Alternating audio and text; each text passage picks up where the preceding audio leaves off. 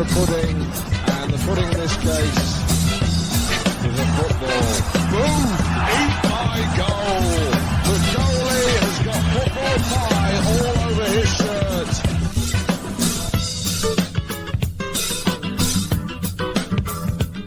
Welcome to this episode of the Down the Pub podcast, brought to you by Molson Coors and this month's beer of the month, the Fine Brewing Company. I must say I needed quite a few of those rattlers to get me through watching the highlights of the two games we're going to review, Valour at home and York away. And of course, as always, Gary Griffiths is here to help me churn through this and then get onto the Molson mailbag. How you doing, Gary? I'm good, mate. I just thought this could be the last ever recording of our voices before the hurricane hits.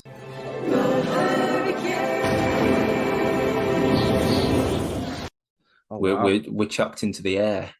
I don't think it's going to be a hurricane. I think it's just going to be a storm.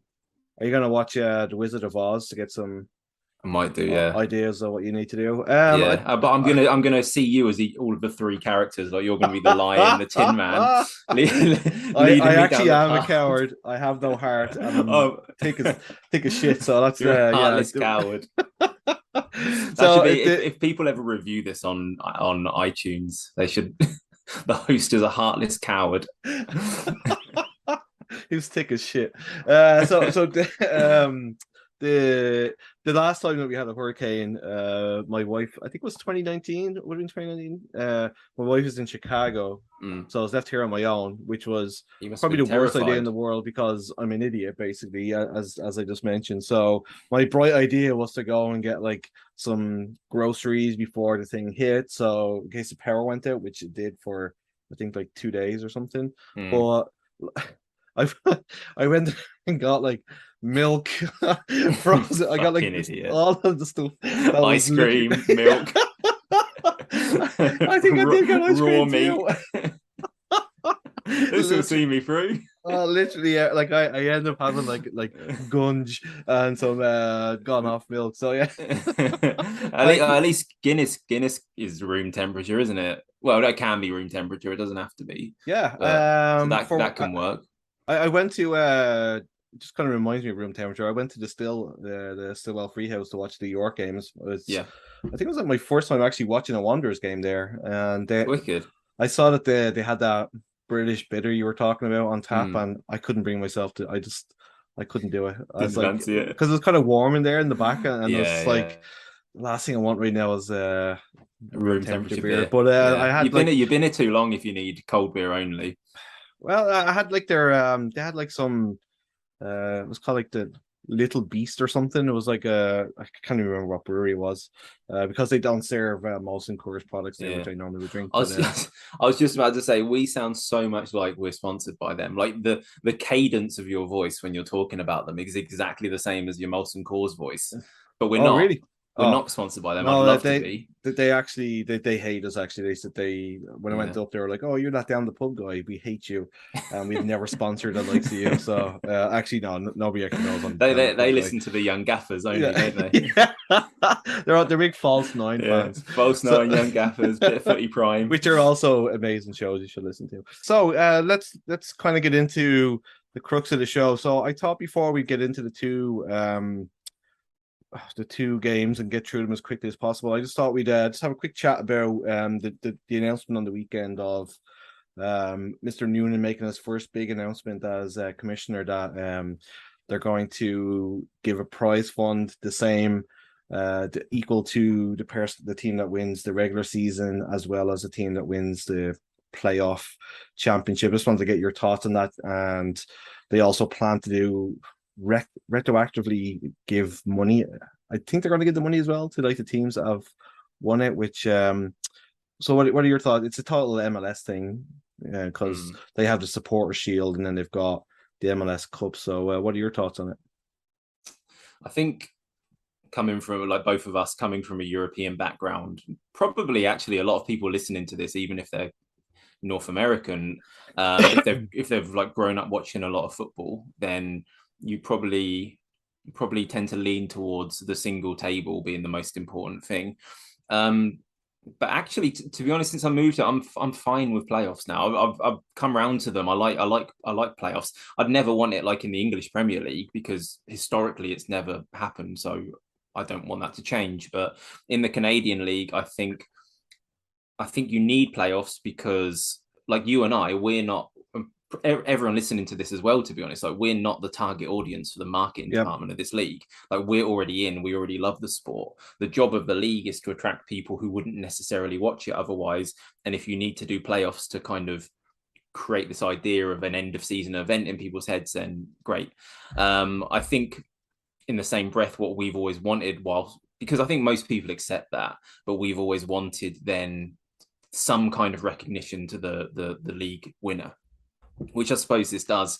So I'd say overall, I think it's good. I think the monetary side of it will mean a lot to the clubs, certainly. Yeah. And it does kind of right. The only reason I've got slight hesitation is because I feel as though now it kind of throws it a bit up in the air. What is the most important? Whether it's the winning the playoffs or winning the league. And I think just from an emotional perspective as a fan, what am I investing all of my emotions in? Like if Wanderers won the league, would I get the same kind of emotional high as I would get if we won the playoffs? And it's not bad having two things which both mean something, but if you like, just from an emotional perspective, you really want to center all of your passion and all of your desire to win onto one thing. So I hope this doesn't lessen the playoffs, and I hope the playoffs don't lessen this, if that makes sense. Yeah, I think just going back to the North American side of things, like in the States, like for the MLS, they've got the supporter shield and the MLS Cup. The supporter shield is given to the team that's like top overall, but I don't think people care about it as much as winning the MLS Cup. And the same like with hockey and all that kind of stuff. Like in hockey, there's some trophy for being the best team overall during the season, but the playoffs, the Stanley Cup is the one that people give a shit about, right? And I think I think it's kind of to appease both, that there's the European people like us who like are used to a certain way of football being like having something, and then obviously the playoffs thing. Like I prefer the single season thing because I think over 28 games you deserve whatever, but I don't hate it. It's like it is what it is. It's, as you said, it they're not trying to attract the likes of me and you because like we're invested in the league anyway, because like we just watch football and the fact it's on our doorstep. You know, why else would we go and watch the turgid stuff to watch most of this season, right? So I mean, so yeah, I think it's a good idea. I think that they probably were going to do it, and they wanted to hold off to let him make the announcement, because it's obviously his first big news story. I am enjoying the fact that he's traveling all over Canada to see the games. I mean, he's all in at the end of the day, Yeah. isn't he? Yeah, he definitely is, and I think that I heard a rumor that he might be coming to Halifax soon, which would be kind of nice for him to kind of see um what the difference is. I think because like obviously coming to a smaller city outside of Vancouver and Calgary and Edmonton and all that kind of stuff, to see what the club has done here to build the brand and all that kind of stuff here is going to be interesting for him to see. So Yeah. yeah, I'm pretty happy with it. I think it's a good idea. So well done, Mr. Noonan. You're definitely doing the right, you're taking the right steps. So let's let's get ourselves. I'm sorry, like I'm sorry. I know this is like we're a review show and this is what we're supposed to be doing, but holy mother of divine Jesus, like Well, I think famously, mate, people like to listen to podcasts where the host sounds bored. That's what people want from their podcast. well, they're in for a treat here, I can tell you. But no, like I watched back the Valour game today. Like I'm working on the York one from memory because I just could not sift through that again. But the Valour game, I thought we're really good at playing against them. It's like Stephen has. And I think as well, like I was talking to Daryl Fordyce a little bit because he's been on the show and stuff for that. And I was just asking, like, is it because of the pitch size? Because they're like where they play seems, and that's not to take away from what we've done, but like obviously they've got a style of play that they play because their stadium is quite expansive, and whether playing in a smaller venue like ours kind of is a little bit different for them. But we can't take away from the fact that Stephen got his tactics kind of spot on, and as soon as we kind of weathered the storm, the first 10 minutes of whatever Valour, I think they had 2 chances to clear off the line, and then after that we just had their number. And as soon as we got the goal, we were definitely the better team. And in the second half we just kind of sat back, as we tend to do sometimes, and just kind of saw it out, really, didn't we? Yeah, we've beaten them before. We've beaten them over the past 4 years, I think 3 times in exactly the same scenario. Like, get a penalty, score it, see out a 1-0 win. Like, going back to Rob Gale's tenure, we were beating them like that. Obviously their roster's much changed, so like the only thing really the same is the badge and the name on the shirt. But I don't think it's like, we've got a really good record against them. They're one of the few teams we've got a positive record against, I think, because we normally beat them at home, we normally lose to them away, but we every now and then we'll pick up a draw away. So because of that, like, it looks really favorable on us. I don't think it's anything particularly like idiosyncratic to Valour why we tend to do well against them. I think they're just one of those teams, and there's probably something in that, what you said about the pitch size. I don't know if it's a camera angle, but it does seem like their pitch is one of the biggest in the league. Because they've tipped up here twice now in the space of like a month and a bit, and it's kind of been the same game. I felt like in this game they were attacking a lot more. They looked like they were up for in that first 10 minutes, and I was kind of like, oh fuck, here we go. Because as I said, like they had a goal line clearance when Moses Dyer went through, and then I think they had a header cleared off the line from a corner or something, and then after that, then we just, whatever tactical changes we made, or whether we just kind of got our foot on the ball and just started playing our game, we started definitely coming back into it. And we were definitely, like, towards at the end of the half, we were way much better, as we were the better team overall. But like, I mean, like, for me, like, the 2 most exciting things in the game, like, the penalty, like, was a definite penalty. Like, the defender was being ridiculous even going for that. Fumpa had a couple of like little runs, and there was one where he jinked in between. Yeah, I'd love that to have gone in. That was probably the most exciting part of the game. And then I think was it Ryan Robinson attempted a scissors kick towards the end. And that was a nice move leading up to that as well. It was a really nice passing move. And I think outside of that, then the most exciting thing or interesting that was happening was me trying to save myself from the legions of wasps that had come out that day to attack us all. It was outrageous, wasn't it? We're in the patio section, and like, they were everywhere. I was like, first of all, my buddy was drinking like Blue Lobster, one of those really sugary ones, sort of things. So that's attracting them. And then I looked around, and like the gobshite had like stood beside a bin too. So I was like, man, you're just asking for trouble here. So it was just... they were terrible. Even like up in the rafters where we are, they were really... I had one that just stuck on me all match.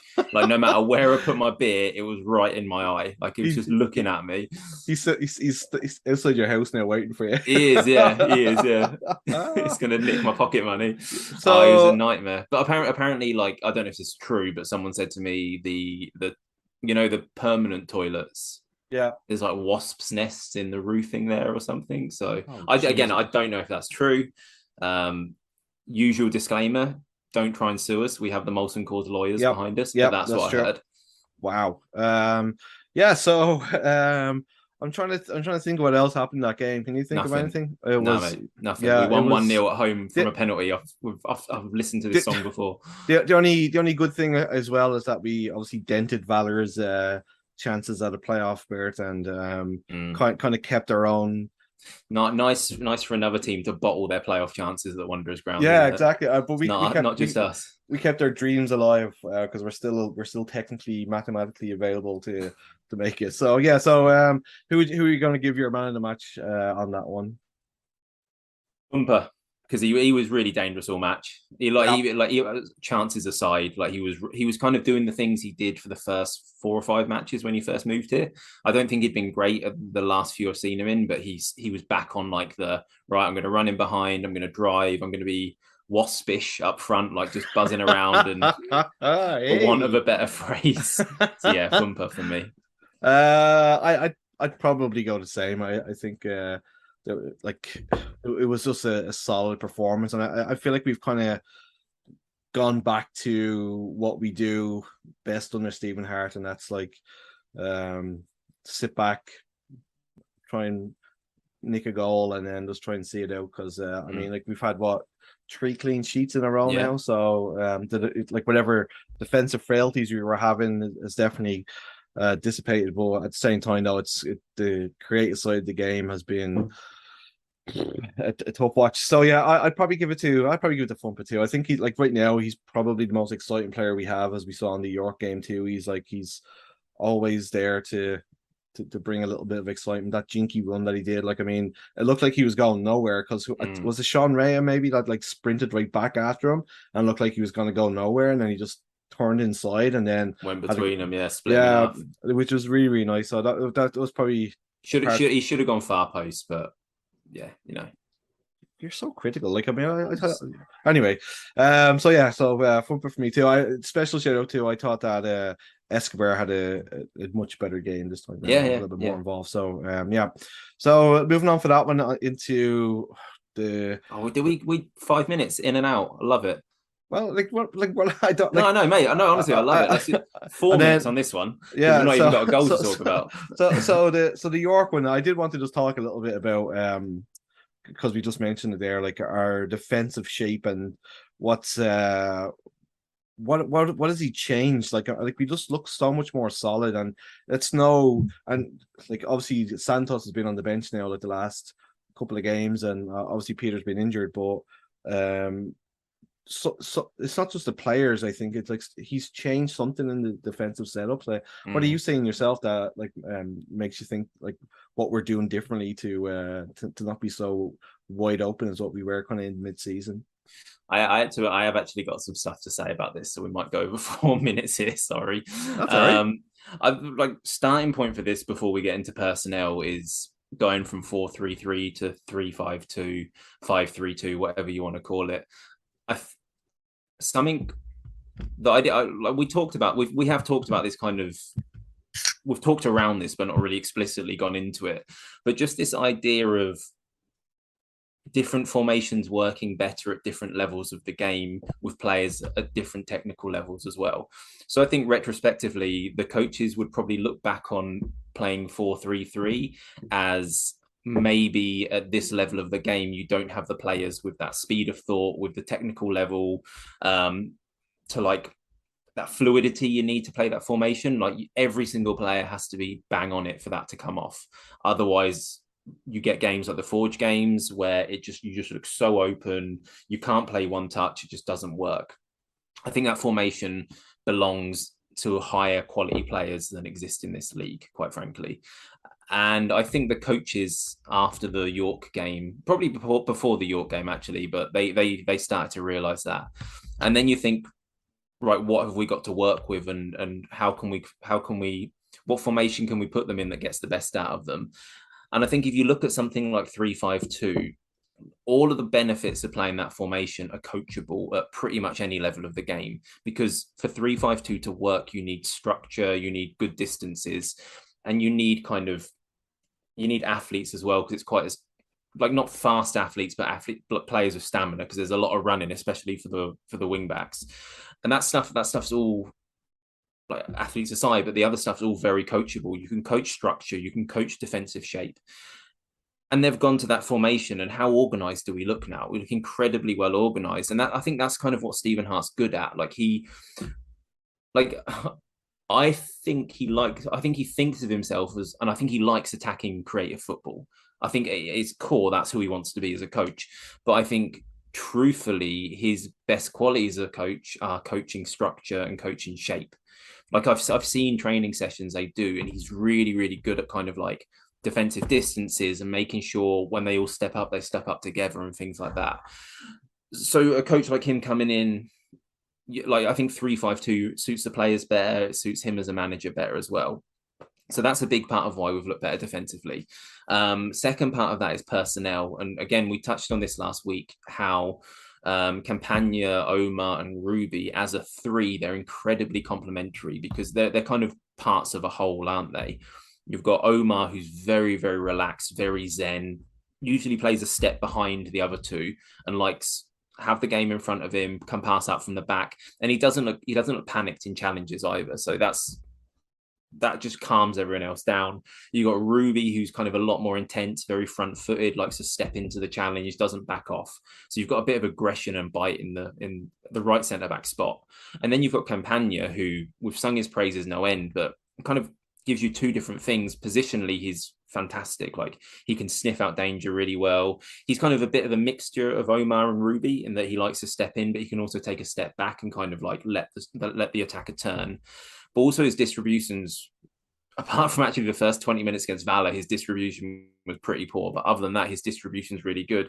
And something I hadn't noticed from him in the first couple of games, it's not just his passing, it's also that he drives into the midfield with the ball at his feet. Like, he can carry it forward. He doesn't have to just pass it.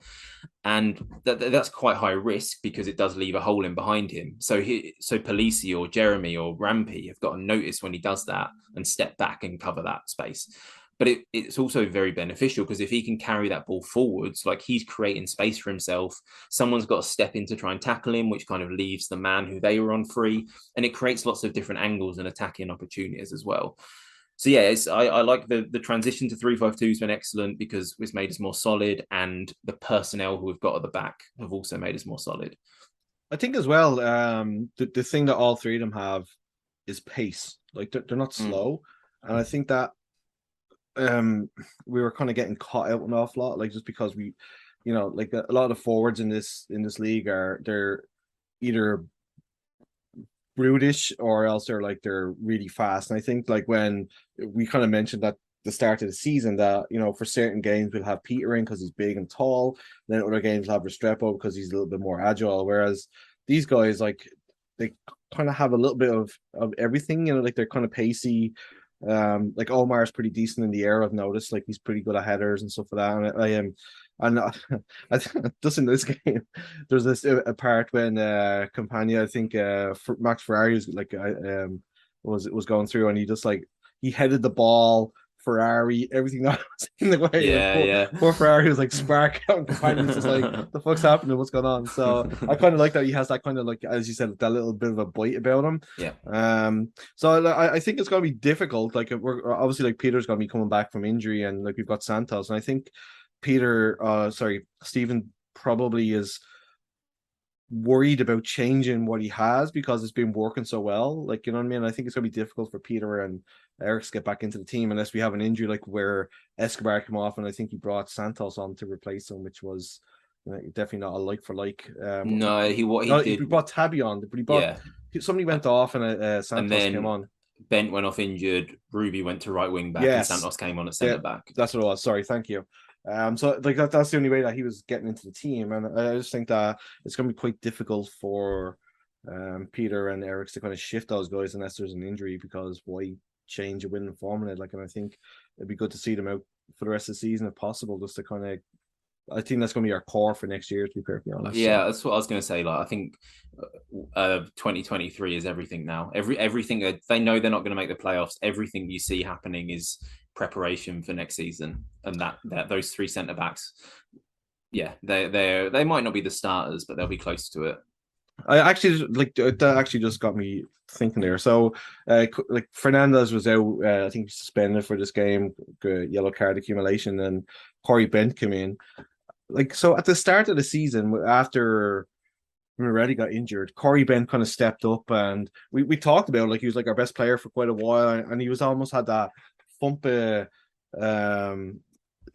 he brought that thump effect to the team that, like, he was like driving us on, and he was like attacking players, and obviously he's had a few injuries and stuff like that, but he looked like the Corey Bent of like last year, like, where, like, he just wasn't attacking, like, he wasn't taking people on, he was constantly, like, going backwards and stuff like that. Like, so where do you see him fitting into everything? Because again, he went off injured, which wasn't his fault, obviously, but I mean, it's where do you see him fit in? I thought he had a good game actually against York. Like, I really did. I thought positionally he was excellent. Like, he took up some really nice positions. I know what you mean. There were a couple of times he could have probably attacked on the exterior and gone round the left back, which when he didn't. But Yeah, like I think their left back's quite quick as well, so that's fine. But I thought he had a good game defensively and in attack.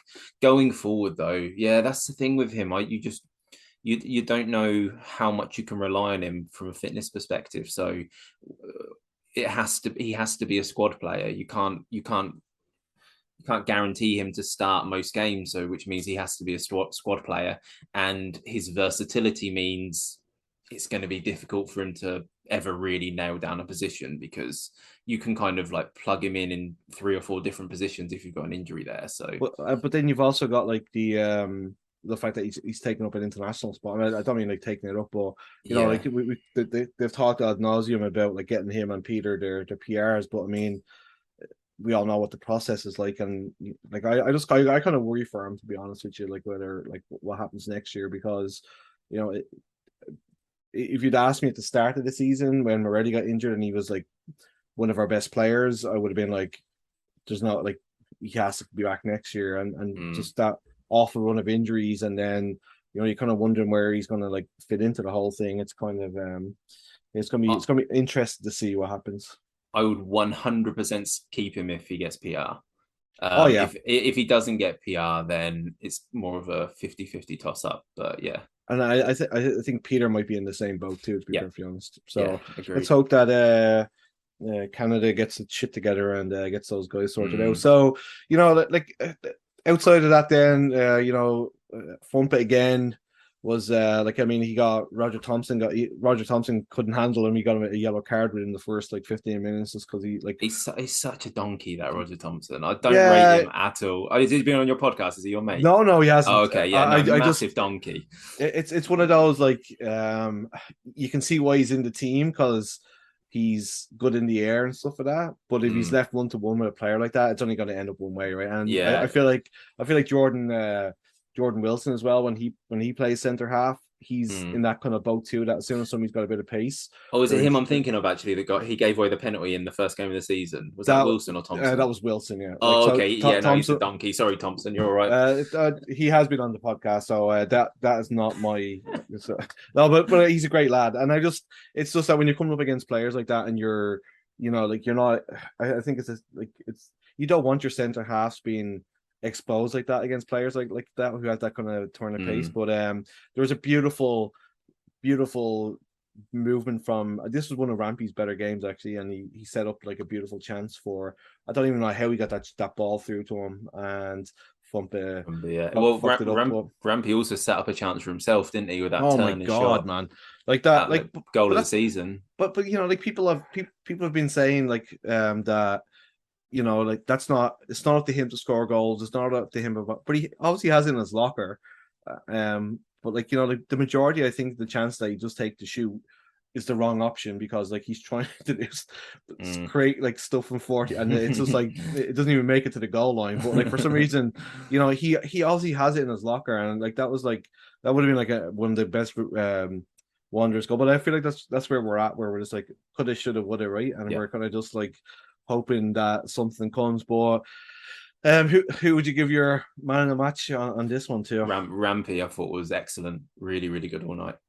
I think that he like Mo Babuli's been on fire, and I think that we like, for apart from a couple of good moments that he had, I thought that we handled them really well. And overall, I think that you're right. I think Rampy was definitely one of our better players, but I think Fumpa as well, it was kind of like he just gives us that little something that we haven't had for quite a while, and I think that we're like, I feel bad for him in a way that like, just as I said before, like there's so much, we're so expectant because he's it pretty much right now. And yeah, it's gonna go in for him eventually, and then he'll score every week. Once he scores one, I just can't wait to see the celebration when it happens, to be honest. I think it's going to be more relief than joy. I just feel like he has that in his locker of doing like about 40 different flips. You know what I mean? Like he's going to go flipping crazy. So we have a really full mailbag again this week, Molson mailbag. We kind of put out there that we didn't actually really do 100. We didn't really celebrate the 100 Wanderers games because obviously there was a bit of stuff going on that we're never going to mention again. So we kind of like, we talked there during the week. We were like, two not so great games to sit through. What can we talk about that's going to be a little bit different? And we kind of ask people what were their favorite moments, or if they obviously had any questions for us. So I thought I would just ask you a couple of questions, and then we can kind of get into the mailbag if that works for you. So what was your best Wanderers match? My best Wanderers match. I can't get away from the first home game. Like there's been better matches and there's been bigger occasions, but just for me, that was just the best day. Like I could say I never thought. I'd only lived here for a couple of years before it happened, but like in the time I lived here, I never thought that we'd have that on our doorstep. Like I lived just across the commons, and just like walking across the commons to the game that day, meeting my mates at the pub for a drink before it started, like the weather being a bit drizzly. It was kind of like for me personally, like now I feel like I'm home. Like now I feel like this is home. This feels I've got the one thing that was really missing from my experience, which is having a local football team I could go and watch. And yeah, so that game is the best match for me. And it was like I remember shaking, like adrenaline just after the game, just shaking. I was that buzzy and that happy, and yeah, brilliant memory. Yeah, like I had season tickets for the first season, but if I feel like I didn't fully start getting into the Wanderers properly. Like I went to the games and all that kind of stuff, but I still finding my feet as being like a true Wanderers fan. I think the Island games kind of really helped me out, and then like last season, like I was really buzzing with everything. So like I'd say my favorite match was it the 3-3 last year with York in the rain? Oh yeah. And it wasn't even the game itself, because for the most part it was fun to watch, but it was fucking nuts. But it was just the fact of like that we were all just there getting pissed on. Like I looked up to the kitchen and like people up there and they had like little fisherman hats on and stuff like that, and it kind of made me remember and just made me like solidify the fact that like when there's games like this place, if you see more and more of that kind of attacking crazy football, like how even better that ground is going to be. And it was just that everybody was in it together. We're all getting pissed on, and then I remember going back for a pint afterwards, like dripping wet, and just like having like an amazing buzz. So that's my best match. That like really builds the collective spirit of a club, doesn't it? Stuff like that. Like if you were one of those that were there just for 90 minutes just got rained on and pissed on, and then yeah, you kind of got that bonding memory. Yeah, it was so much fun. So I really enjoyed that one. So the next one, the best result. I would say, in all honesty, I think the 3-0 away to Pacific this season was phenomenal, considering how bad we've been away from home usually, and it just it kind of gave us hope for the rest. Like the rest of the season went to shit, but it was actually like just a little bit of a beacon moment, you know. It was just like, oh fuck, we actually have, and I thought we played them off the park. I thought we were amazing in that game. So yeah, I actually didn't think of that one, but that is the correct answer. You're right, 100% that. And it's just a shame. I think the reason I'd forgotten it is because of what followed it, which was that terrible run of form. But yeah, it just in isolation, like how can it not be beating the reigning champions 3-0 on their turf? Brilliant result, brilliant performance. And yeah, what could have been? So just so people know, these are the questions that Gary came up with. I had nothing to do with these. So this is literally the only homework he's ever done for the show. So and he came up with it like in 10 seconds, as I can tell by the state of the questions. So what's the worst result? I think probably the York game this year. Like the 4-2 at home. Like obviously there was the 4-0 and the 3-0 to Forge, but I think Forge is just a good team and they can do that to you.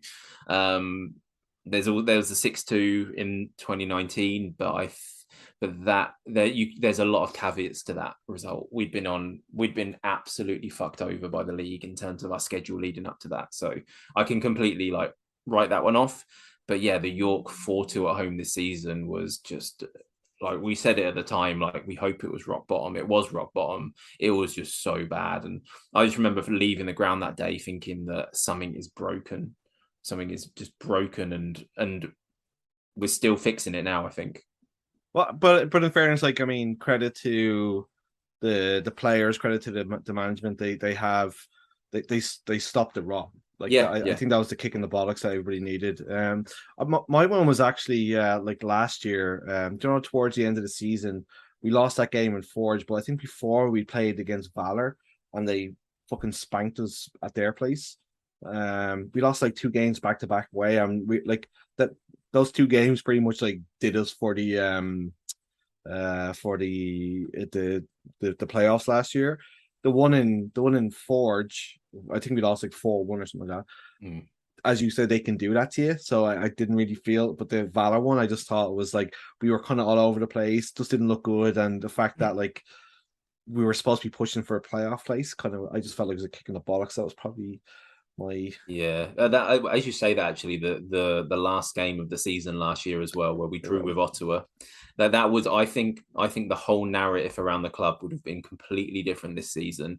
I feel like the fans' patience would have been a lot longer if we'd have made the playoffs last season as well. So ending the season on that real dud note like hurt this season a bit as well. It's kind of like it's the same thing that's happening now with the top 4 as what happened with the bottom 4 last year. Is that like nobody seems to be able to pull a run together, nobody ever seems to be able to like to want to win the thing. Like it's crazy. Like I mean, like how many teams are dropping points, and it was the same like last year between us, York and Fowler, that we were just like games we should be winning, we were losing. And even that, as you said, like that Ottawa one, that was a fucking, and the fact that we scored first, it was a kick in the bollocks. Playing against 10 men for most of it as well. Just yeah, but they like the problem then is like we're not great at breaking teams down and that. Anyway, let's not get back into that. So I'm glad we weren't doing this podcast last season.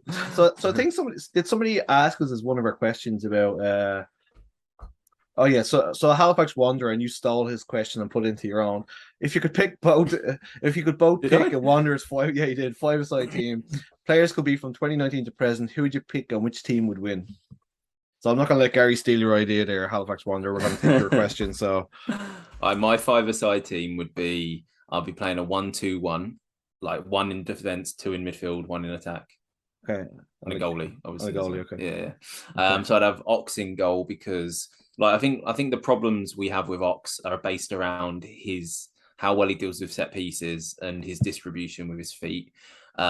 Set pieces you don't have to worry about in 5-a-side. Yeah. He's an excellent shot stopper. So Ox in goal. My one defender is going to be Zach Fernandez because in 5-a-side, I know, like, but in 5-a-side, like, you don't really need like a big burly centre half. You've actually put some thought into this, haven't you? Yeah, like wow. I'll take this podcast seriously. Wow. So Jesus, Zach Fernandez is very two-way, and you need a lot of two-way players in 5-a-side because there's a lot of up and down. So I'd have him at the back on his own with a bit of license to roam. Jeremy and Rampy in the middle. And of course, Joao Morelli as our striker. Okay, that's pretty decent, actually. Yeah, I think, to be honest, I think 4 of the 5 pick themselves, but maybe you've got a different opinion. I would probably go with in goal. I'd probably go with Basket just because I think he's also a really good shot stopper, and I think he can play with his feet a little bit better. So I'd go with him. My back, I would actually put Rampy because I think he can do both. It's a good shout, actually. Creative, very creative. So I put him there. Then in the middle, I would have Jeremy and Gio Morelli, and then I would have 2020 Akeem Garcia up front. Yeah. Nice. So that would be no Sissoko for either of us, which is a slight surprise. But like, he's a really good player. But I actually thought that in the 2020 Island Games, I actually think that Rampy was very underappreciated playing alongside him. And I think that Rampy allowed him to play. And plus, he fucked off after one season. Yeah, you know what I mean? Like he did, like that guy. The bright lights of Indianapolis got to him. So that was actually another question that you stole from somebody else. I think that player who you would bring back that would fit into this team. That you'd bring back. So if you had any player that has left, who would you bring back to? I think somebody had actually asked that question. You stole that one too. So I will find. I was going to say Sissoko, but you're right. He did fuck off, so not him. I'm gonna go for my fellow countryman and fellow Northamptonshirean, Elliot Simmons, because I think in this team, if you stuck him at the base of midfield with Rampy and Jeremy alongside him and just said, all you got to do is kind of like shuffle around in that 6th spot And as soon as you get it, distribute it to Rampy or Jeremy. Like he would all day long. He can do that. That's his game. Like he's flawed. He's a flawed player, but yeah, like if you just give him that job, then we would have a very strong midfield. So yeah, I'd bring back Elliot. I feel like every season we've kind of progressed, and there's nobody that I felt like was left apart from probably Sissoko, where I was like, oh, how the fuck did we lose that guy? We should have held on to him. Elliot's kind of in that bracket too. But I could see why we got rid of him, like because of who we were bringing in, and it was kind of whatever. But I would just say because I love to watch him play, and I just loved like how he always played with a smile on his face. Kodai. I'd love Kodai back actually. Yeah, I felt the first season, because the league was all over the place. I think it wasn't set up for him because of the way that he plays. He's kind of like a little bit more jinky. I think looking at the way that Sean Rea can play in the league like now, I think that Kodai would probably be able to play. So yeah, and I just loved the smile on his face, and you can just tell that everybody probably loved him in the dressing room. Like I'm not too sure how good his English is, but he just looked like he reminded me of Son from Tottenham. He just has that kind of bounce about him. So yeah, that's who I'd bring back. Yeah, that's a good shout actually. He was very entertaining, and I just bring him on for the last 20 minutes and let him do what he wants. Yeah, exactly. Going nuts, Kodai. Yeah, exactly. I think he was with that energy. I think he's in Indonesia now or something. He played in a match with Ronaldinho recently. As you do, you know. He was doing some charity event there, and Kodai's team played in it. The thing I remember asking Stephen Hart about him in a post-match thing when I used to do that in the first season. I've gone off it recently, but anyway, so he was like, sometimes Kodai just doesn't understand instruction on the pitch. And he's like brilliant player, but he just doesn't understand his teammates, what they're saying in English. So how can he know what to do? I could definitely. I think that when you talk to players who go abroad or like who come here, like they kind of just at training they just start to learn the basics of, you know, like those little words that just get them through. And I think that was part of Santos's problem probably last year too. That you know he's kind of like it just never seemed like a lot of people were saying that like he wasn't great last year, and I think that's probably like his English is a million times better this year, and it's probably like helped him out an awful lot. Anyway, so let's get into the the last one, funniest moment. For me, it's Morelli again. I think it was against Edmonton last season when I don't think the camera even picked this up. Like I think we were 3-1 up, so it was like relaxed and we were winning quite comfortably. And whoever was man marking him on the corner was obviously like really touch tight and like all over him. So Morelli just started like very comically and very like he knew he was doing it for a laugh, not because it was actually anything worth doing. Just started sprinting around the penalty box like he was a child getting chased by his marker, and he was like weaving in and out of players, going right to the edge of the box, coming back again. Like it was fucking hilarious, and I bet some people in the kitchen will remember it, but I don't know how many other people would.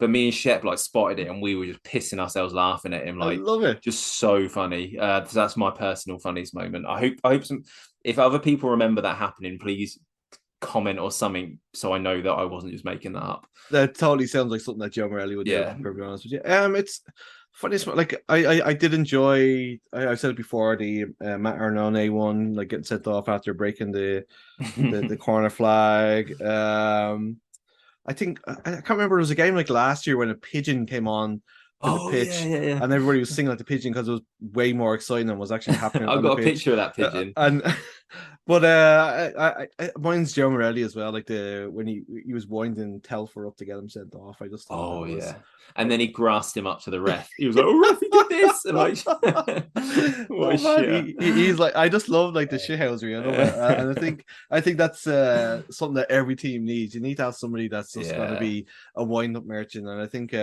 he's probably the best in the league. To be perfectly honest with you. So so that'll be my one.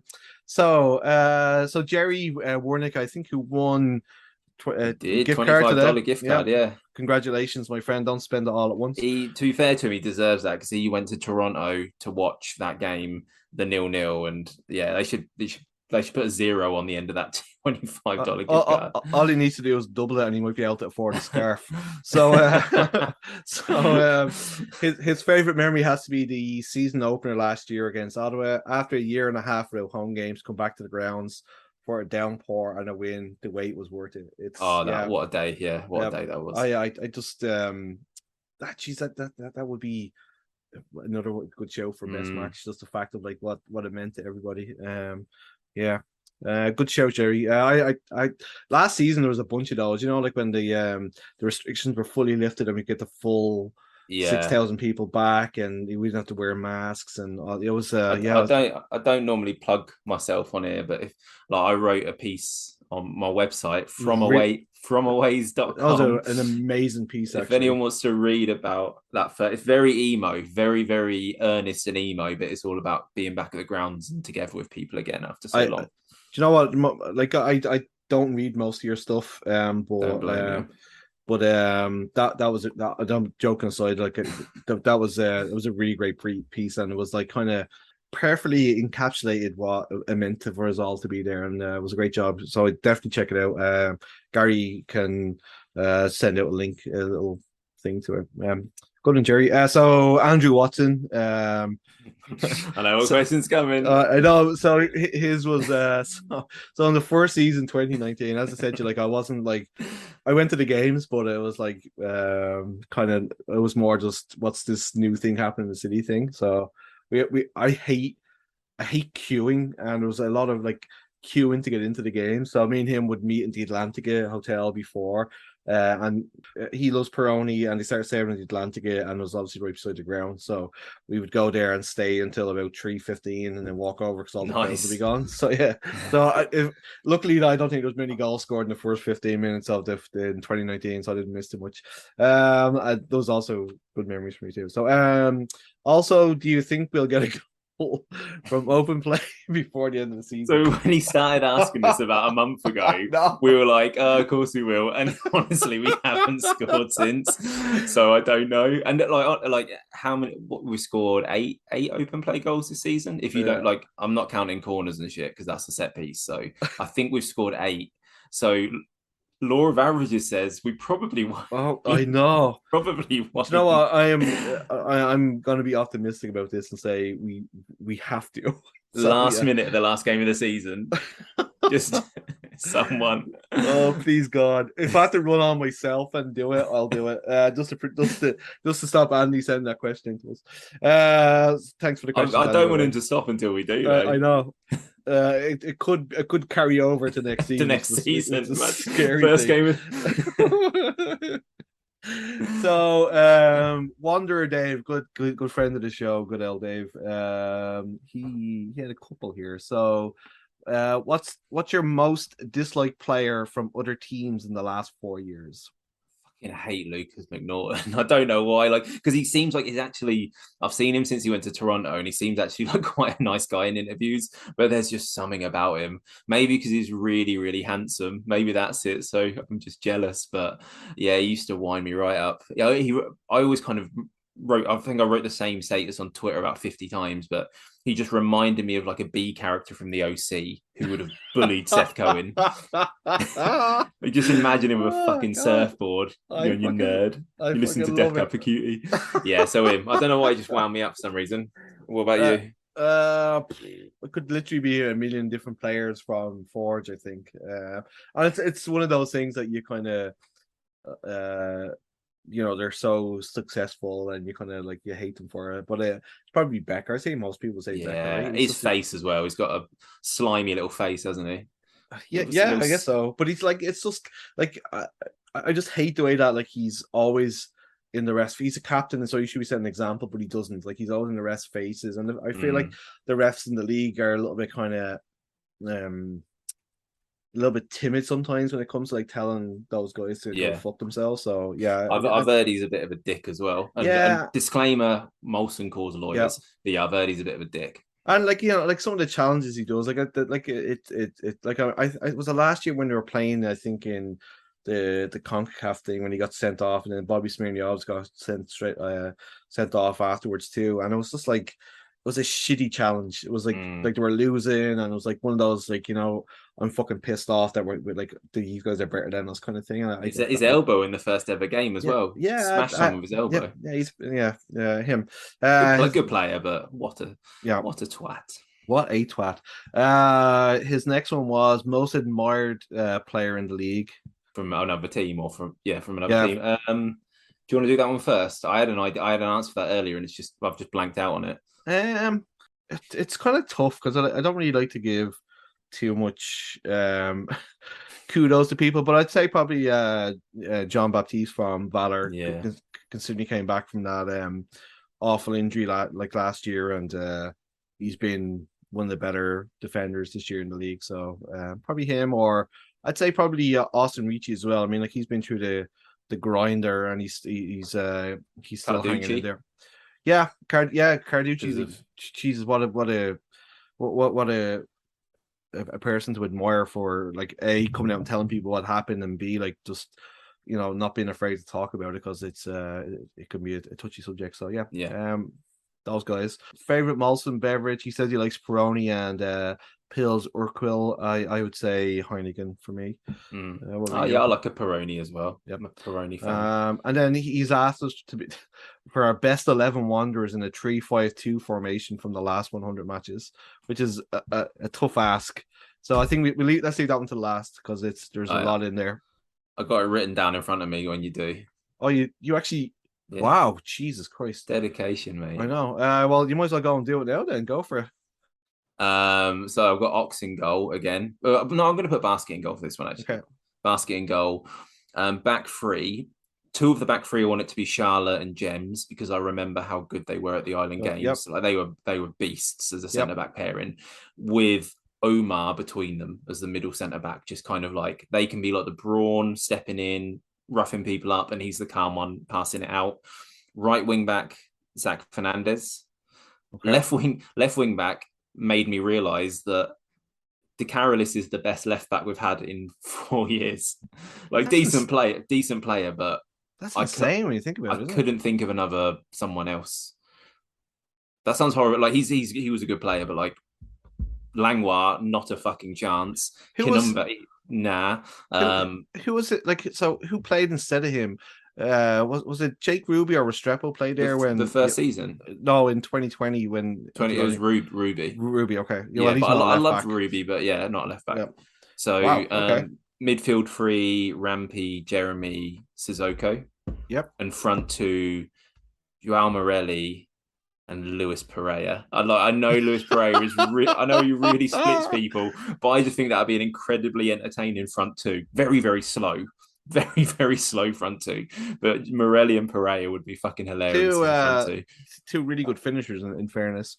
Yeah, but I don't know who take penalties though. I'm not sure how Alex De Carolis feels about getting into the team by default. But but honestly, who else could you think to put a left back? Jesus, I concur, which I'm not going to do. I think that's a great team that you just picked there. Okay. Denton, who's been the most improved player on the Wanderers from when we first saw them play a game? Rampersad, 100%. Yep.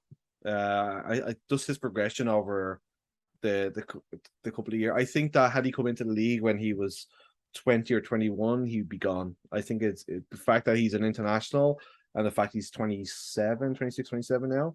It's kind of gone again. I think COVID fucked him because of the moves, to be perfectly honest with you. Yeah. Like, you saw how good he was when we played against TFC. He was not out of place whatsoever. So with him, it's not just he's obviously improved greatly as a player, but it's been nice to watch him as a human grow as well and mature. And if you remember, like, we interviewed him a couple of times in 2019, like after training, and he was really shy. Like, he'd talk quickly, you wouldn't really meet your eye. But now, 4 years later, he's a man now. He can carry himself, he can meet your eye, he can like give detailed long answers. So that side of it as well, see him mature in that way. I'd go with that too. I would also say this season probably Omar, from where he was at the beginning of the season to where he's ending it. There was a big gap in the middle there where everybody was like, what the fuck did we see in this guy? And thank God that they kind of kept with it and didn't listen to idiots like us. So yeah, this season I'd say him probably. Denton also said that his worst game was probably the 4-2 loss to York because he felt it could have been 6-1, which is kind of true. And then he also said it was the first game where Fumpa showed us how to reignite spark. So I think Fumpa has been one of the huge, big bright lights of the season. Dave Finneyson came in with another question. The man was, Jesus, he must be doing no work today, so which is kind of nice. I know Steven says no one, but with the current system of playing, if you could take one person from another team into the squad, who would be the best fit? Who's the best left back in the league? Mate, is it Mavilla for Pacific? I always liked him. He's pretty decent. He was at Cavalry before, yeah. I've been honest with you. I think I'm trying to think of like a striker that I'd kind of want. Babuli, and either Salter or Fumpa. Yeah. That's my answer, actually. I actually think that Mo Babuli's probably just as I said, like he had a couple of moments against us, and you could just see like he's quality, man. He's so good. Yeah, he's really good. He's probably like I think he's probably the best player in the league, if not one of the best. I can when I first saw him at the Island Games, I couldn't work out if he was really good or really shit. I don't know why. I just didn't. He just do some things sometimes, and you think, what the fuck are you doing? I think so. So him, there's a bunch of them. So him, Abzi, I think Mo Farsi, the same thing. They all came from futsal, and you can kind of see that they try and do different things that other guys who didn't grow up doing that. So they always try and do something that's a little bit different.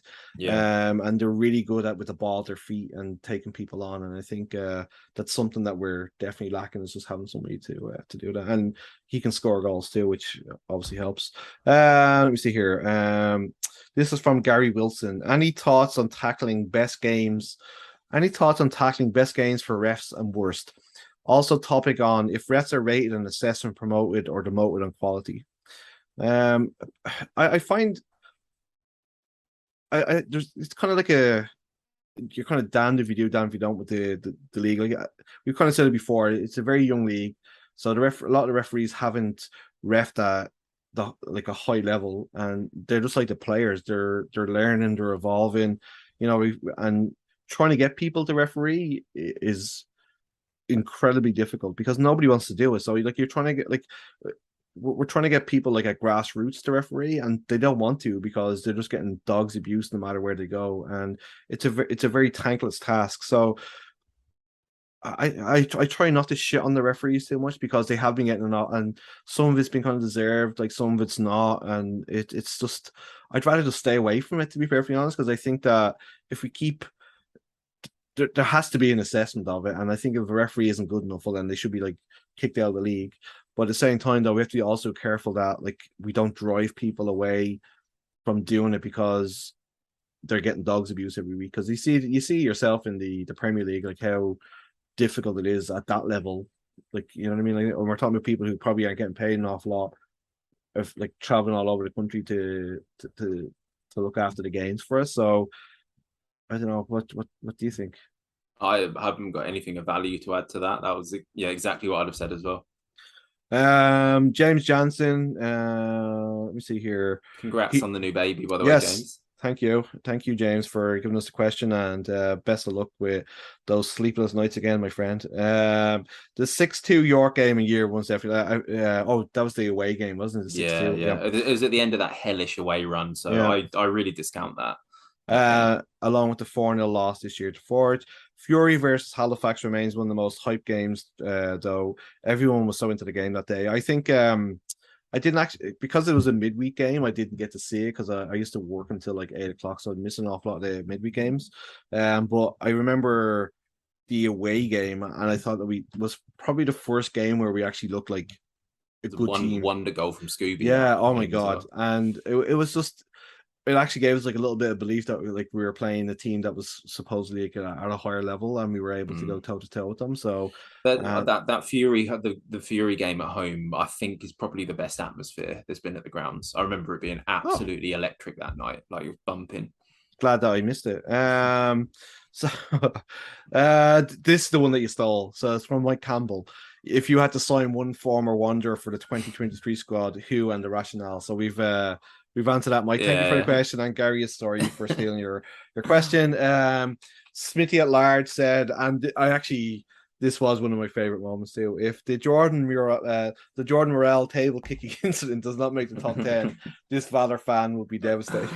Oh, this is funny as fuck, wasn't it, when that happened? Oh my god! I last year I think I posted something about it like last year because I got it was very difficult actually finding the clip of it because they did One Soccer deleted all of everything pre 2021, didn't they, from their streaming service? But so I found the clip of it and I took a screenshot of the poor women who were at the table that he kicked, who had no idea what the fuck was going on, and it like the heat of the moment, I felt bad for him because like obviously he was sent off, and you know like he could have kicked anything, but he had to kick the fucking table where there's people sitting at.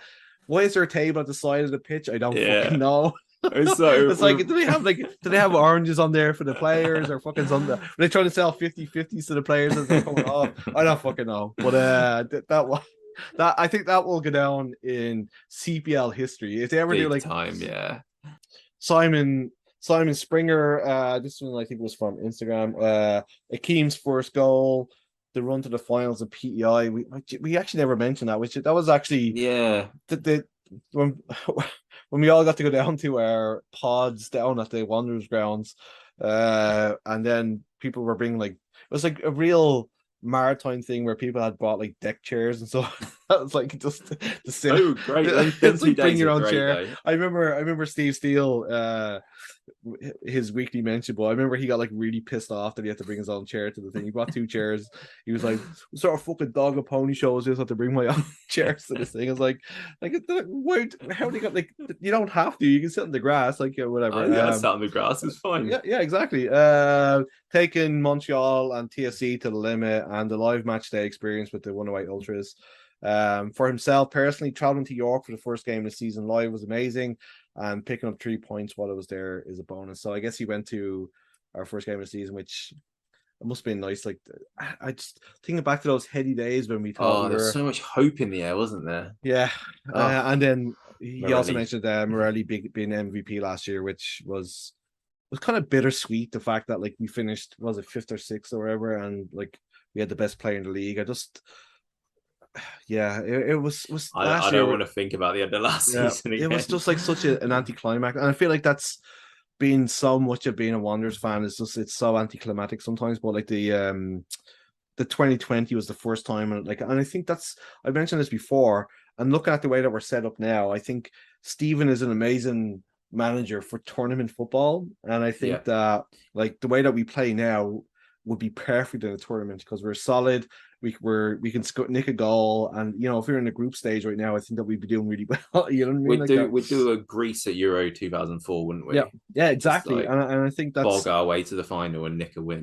And I really think that's, as you said, I think that's his forte, is making a system like and being rigid. I've noticed it too when I've been up training, like how he drills into the head like everything is like where you're supposed to be, what your job is. And even Joe Morelli, who we all think has this free role, doesn't. Like he has a role to play. So he had zones to play. He had zones he was allowed to play in, and he stuck to them zones, like left half space. Because I know that at the other games, I think he found it difficult at times that he was like having to track back, which I don't think was ever part of his makeup when he was playing in Estonia. Or he was a left winger at the start of the Island games, and very, very quickly they moved into a 10 because they realised you don't really do that. Yeah, and you're very good at the other part of it. Yeah, and you can score goals. So, I think that's everything. I think we've gone through the mailbag. I think we've gone over what we need to go over. I wish we could do that Men in Black thing and just like zap out those 2 games from my memory because they were. But I think we have a pretty strong structure defensively going in next year, and it's whether we look like we do a better job, I think, of finding the attacking pieces. Yeah, mate, I'm really looking forward to the end of the season pods. Once like the game reviews are out the way, and we can properly sit down and really get into it with what the squad needs, who should be staying around, like those sorts of difficult conversations. I'm really looking forward to. And and this is the problem. Like, I mean, like because like everybody's so accessible, it's very difficult to talk badly about people, and I find it's very difficult sometimes when you're trying to say like, this player probably won't be back next year. It kind of feels shitty, but I guess it's part of the game. So yeah, Gary, that's been us, and we'll see. We might have a game to review this week, so let's see what happens. Yeah, I don't think we will, but hey, maybe there's some special sort of podcast we can do next week. We'll see what happens. If people, do you know what we'll do? As well as having people make our questions for us, if there's an episode you'd like us there's a topic I'd like to talk about for a podcast, we could finally do the mystery of Youssef Aziz. We can finally get into it. Just like interview all the key players in that deal and hash it out. Yeah. All right, Gary. See you soon, mate.